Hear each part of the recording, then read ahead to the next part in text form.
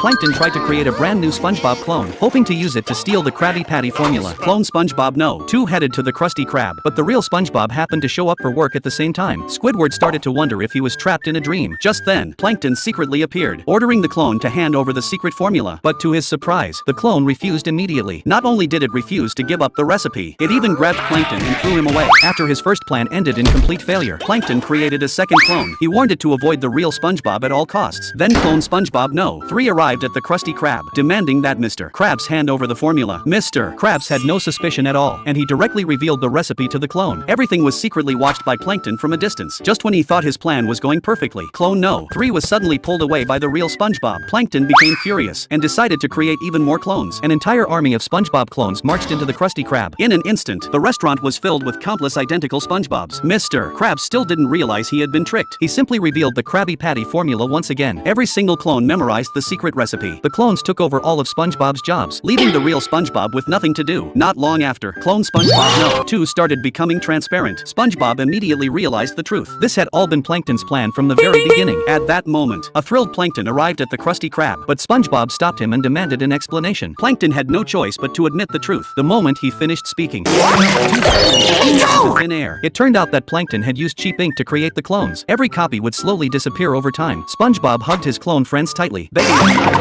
Before the clones vanished, Plankton tried to force them to reveal the secret formula, but before he could succeed, the clone army began disappearing one after another. Plankton was furious. The entire clone army completely vanished into nothingness. Once again, Plankton's plan ended in failure. Just then, Mr. Krabs split a check into 2,500 pieces, but right after he handed the final pieces to the last few clones, the last clone disappeared too. Meanwhile, Squidward was still convinced he was inside a dream. He thought that since it was only a dream, he could do whatever he wanted. He casually smacked away customers' Krabby Patties, ripped off Mr. Krabs' pants in front of everyone, and even kicked Mr. Krabs straight into the office. In Squidward's mind, everything would reset once he woke up. He believed he could fly in his dream. He spread his arms wide and charged forward with all his strength, but instead, he crashed straight into the real Plankton.